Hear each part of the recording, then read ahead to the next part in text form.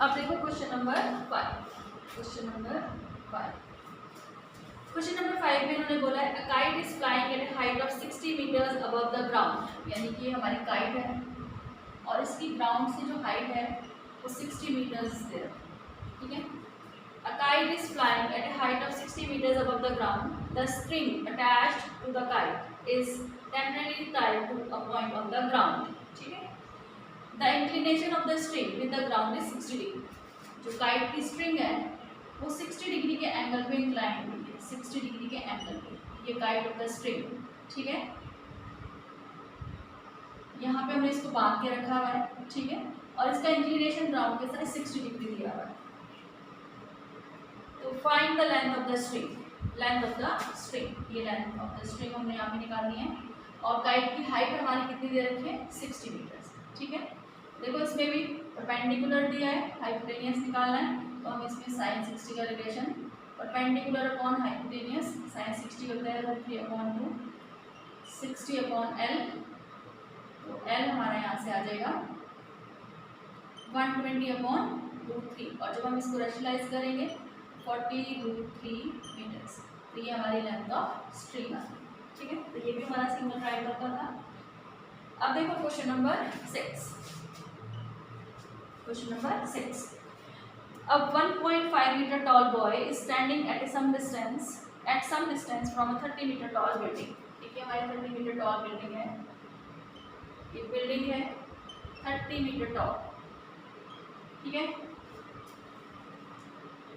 a 1.5 meter tall boy is standing at some distance from a 30 meter tall building। ठीक है, इससे कुछ distance पे एक बॉय है जिसकी हाइट दे रखी है 1.5 मीटर। अब यहाँ पे ऑब्जर्वर की हाइट दे रखी है तो हम यहाँ हाइट लेंगे, अदरवाइज हम ऑब्जर्वर की हाइट को इग्नोर करके चलते हैं।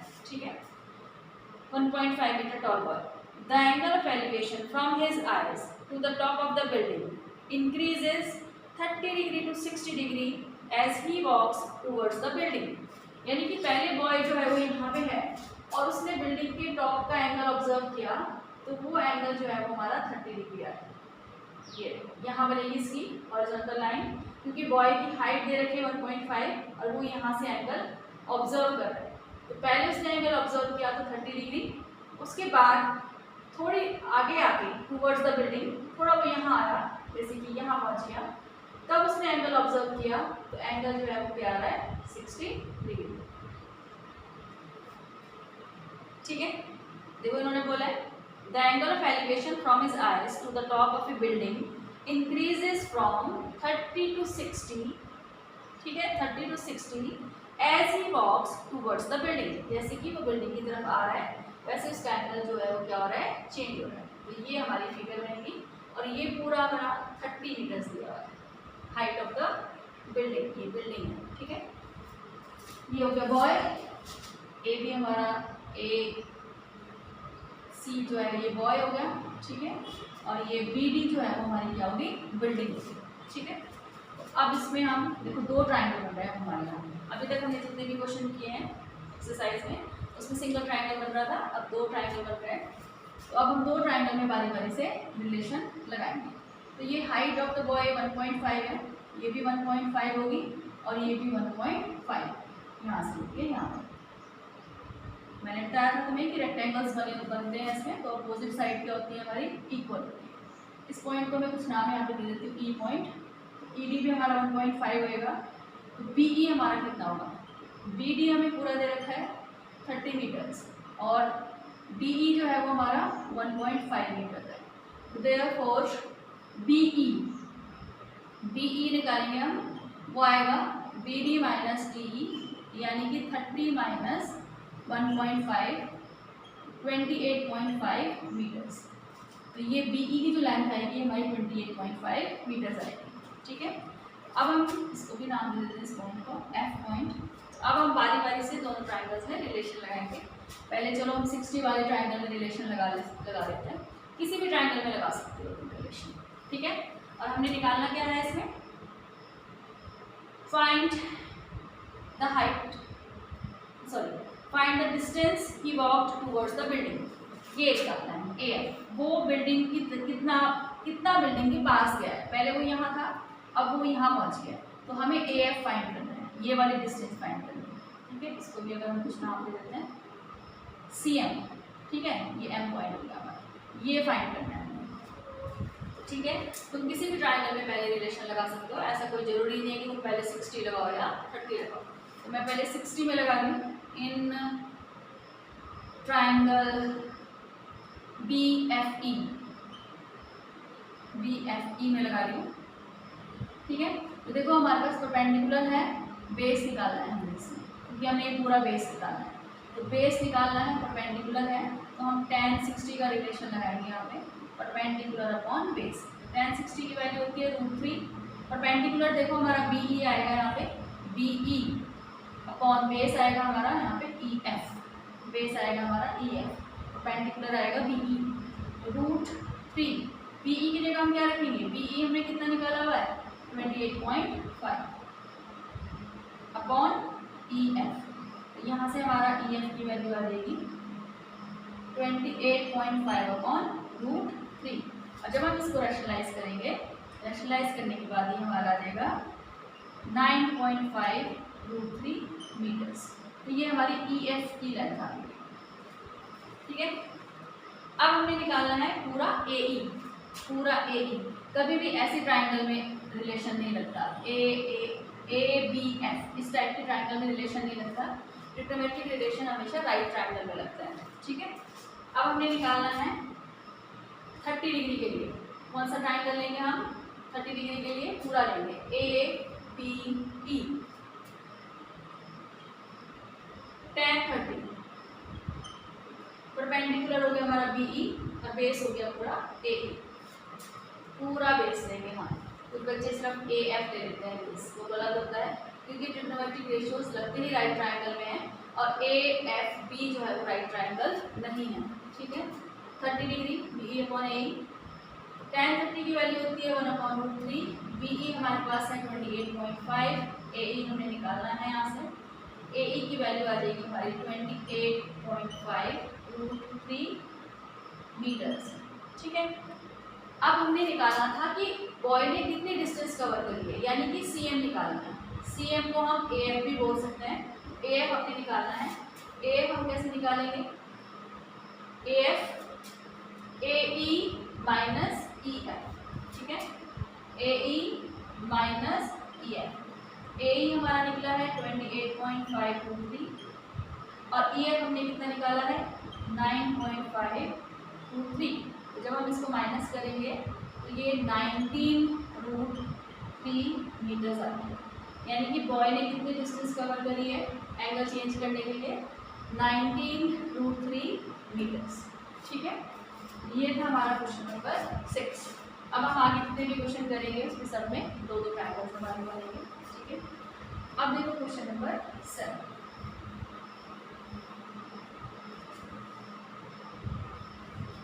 क्वेश्चन नंबर 7 में इन्होंने बोला है from a point on the ground, यानी कि हमने ग्राउंड पे एक पॉइंट लेना है।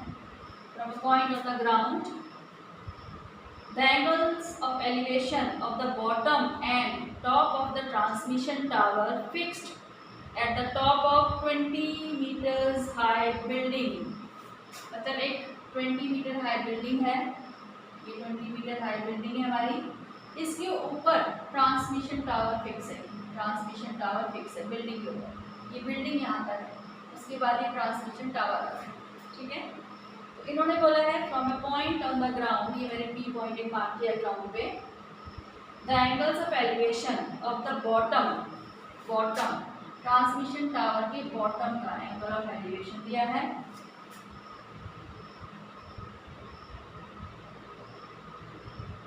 And the top of A transmission tower, top का भी एंगल ऑफ एलिवेशन दिया है। और एंगल ऑफ एलिवेशन और डिप्रेशन हमेशा हॉरिजॉन्टल लाइन के साथ होते हैं। तो क्या दिया है इन्होंने, बॉटम का दिया है 45 डिग्री, ये 45 डिग्री, और टॉप का दिया है 60 डिग्री। ये फिगर देना, ये पूरा एंगल 60 डिग्री आएगा, ये बीच में एंगल 60 डिग्री नहीं लेना है, एंगल्स हमेशा हॉरिजॉन्टल लाइन के साथ होते हैं। ठीक है, उसके बाद इन्होंने बोला है find the height of the transmission tower, यानी कि ये ट्रांसमिशन टावर है, ये कितनी हाइट निकालनी है ठीक है। बिल्डिंग की हाइट हमें कितनी दे रखी है पूरी 20 मीटर्स। इसको बेस को हम यहाँ पे ले लेते हैं x, ये पूरा बेस। तो अब देखो यहाँ भी दो ट्राइंगल बन गए हमारे। अब दोनों ट्राइंगल में हम रिलेशन लगाएंगे। किसी भी ट्राइंगल में हम पहले रिलेशन लगा सकते हैं। 45 डिग्री के साथ लगा लो या फिर 60 डिग्री के साथ। मैं पहले 45 डिग्री के साथ रिलेशन लगा रही हूँ यहाँ पे। tan 45, ये ट्राइंगल का नाम हमें पूरा देना होता है, फिगर एक्सप्लेन करनी होती है, ठीक है। इस ट्राइंगल में मैं रिलेशन लगा रही हूँ 45 वाले ट्राइंगल में। tan 45 इज इक्वल टू होगा हमारा परपेंडिकुलर अपॉन बेस। tan 45 1 होता है तो परपेंडिकुलर होगा हमारा 20, क्योंकि हम 45 वाला ट्राइंगल ले रहे हैं, ये वाला ट्राइंगल ले रहे हैं। परपेंडिकुलर होगा हमारा 20 और बेस होगा हमारा x। तो यहाँ से x की वैल्यू आ जाएगी 20 मीटर्स, ये ठीक है। अब लगाएंगे हम 60 डिग्री के ट्राइंगल में tan 60। अब tan 60 के लिए ये पूरा बड़ा ट्राइंगल है, ठीक है। इसमें जो हमारा परपेंडिकुलर होगा, tan 60 की वैल्यू होती है √3। इसमें जो हमारा एक परपेंडिकुलर होगा ये होगा h + 20, ये पूरा लेना है, ठीक है। h + 20 अपॉन बेस हमारा क्या है x, ठीक है। अब x की वैल्यू तो हम ऑलरेडी यहाँ निकाल चुके हैं, इसको क्रॉस मल्टीप्लाई कर दो। x √3 is equal to h + 20। अब x की जो हमने वैल्यू निकाली है 20 मीटर्स, ये निकाली है यहाँ पे, इसे यहाँ डाल देते हैं 20 √3 मीटर्स। h हमने निकालना है, 20 को इधर ले आओ, इज इक्वल टू h। 20 हम यहाँ से कॉमन ले लेते हैं, √3 - 1 इज इक्वल टू h। तुम यहाँ भी आंसर छोड़ सकते हो या फिर √3 की वैल्यू डाल के भी आंसर निकाल सकते हो, ठीक है। ये हाइट आ गई हमारी ट्रांसमिशन टावर की, ये ट्रांसमिशन टावर की हाइट आ गई 20 √3 - 1 मीटर, ठीक है। तो ये था हमारा क्वेश्चन नंबर 7। अब देखो क्वेश्चन नंबर 8। क्वेश्चन नंबर 8 में इन्होंने बोला है a statue 1.6 metre tall stands on the top of a pedestal. ये हमारा पेडेस्टल हो गया, ये पेडेस्टल हो गया, और इसके ऊपर 1.6 मीटर टॉल ये स्टैचू लगा हुआ है। 1.6 मीटर टॉल स्टैचू लगा हुआ है, ये पेडेस्टल हो गया, ठीक है। From a point on the ground the angle of elevation of the top of the statue, ठीक है। ये हमारा पॉइंट हो गया द ग्राउंड, इससे angle of elevation top of the statue वो हमें कितना दे रखा है इन्होंने। टॉप ऑफ द स्टैचू का एंगल 60 डिग्री, ठीक है। And from the same point the angle of elevation of the top of the pedestal, pedestal का टॉप हो गया ये स्टैचू का टॉप है, ये पेडेस्टल का टॉप है। तो ये वाला एंगल हमें दे रखा है इन्होंने 45 डिग्री, ये वाला एंगल 45 दे रखा है और ये वाला एंगल हमें 60 डिग्री दे रखा है, ठीक है। इसमें हमसे क्या पूछा है, find the height of the pedestal, ये वाली हाइट हमें निकालनी है। तो देखो ऑलमोस्ट सेम फिगर है, यहाँ पे हमें ये h, उस वाली फिगर में ये वाला h गिवन था, ये निकालना था, यहाँ पे ये गिवन है और ये निकालना है। एंगल भी ऑलमोस्ट सेम हमारे, ठीक है। फटाफट से हम रिलेशन लगा देते हैं इसमें। इसको बेस को हम यहाँ पे x ले लेते हैं, ये पूरा एंगल हमारा 45 है और ये वाला एंगल हमारा 60 डिग्री। तो tan 45 के साथ हम लगा देते हैं पहले परपेंडिकुलर अपॉन बेस। परपेंडिकुलर हो गया h, बेस हो गया हमारा यहाँ पे x। tan 45 होता है 1, h अपॉन x, यहाँ से h is equal to x। ये क्वेश्चन नंबर 1 बन गया। अब उसके बाद लगाएंगे हम tan 60 का relation. tan 60 perpendicular upon base, तो tan 60 के लिए परपेंडिकुलर ये पूरा होगा, पूरा कितना होगा h + 1.6, h + 1.6 और बेस हो गया हमारा ये x। tan 60 होता है √3, h + 1.6 अपॉन x। जब हम इसको क्रॉस मल्टीप्लाई करेंगे तो ये √3x is equal to h + 1.6। ये बन गई इक्वेशन नंबर 2, ठीक है। अब देखो फर्स्ट इक्वेशन में h और x इक्वल है, तो हम यहाँ x की जगह h डाल सकते हैं। अब हम क्योंकि हमने x को निकालना नहीं है, हमने h निकालना है, तो इसलिए हम x की वैल्यू डाल देंगे यहाँ पे h। ये आ जाएगा हमारा root 3h is equal to h plus 1.6। ठीक है, h को इधर ले आते हैं हम क्योंकि h की वैल्यू निकालनी है 1.6। h कॉमन ले लेते हैं तो ये root 3 minus 1 is equal to 1.6। h is equal to 1.6 upon root 3 minus 1 और फिर इसको हम रैशनलाइज कर देते हैं। ठीक है, तो ये 1.6 इंटू रूट 3 प्लस 1 रैशनलाइज करते हैं हम, आइडेंटिटी बनती है a minus b a plus b यानी कि a square minus b square. तो 1.6 रूट 3 प्लस 1 अपॉन 3 माइनस 1 तो ये 1.6 रूट 3 प्लस 1 अपॉन 2 आ जाएगा। 2 से हम 1.6 को कट कर देंगे तो ये 0.8 रूट 3 प्लस 1 मीटर्स। तो ये हमारी हाइट ऑफ द टावर आ जाएगा, पेडेस्टल की हाइट है। ठीक है, ये हो गया हमारा क्वेश्चन नंबर 8। अब देखो आगे क्वेश्चन नंबर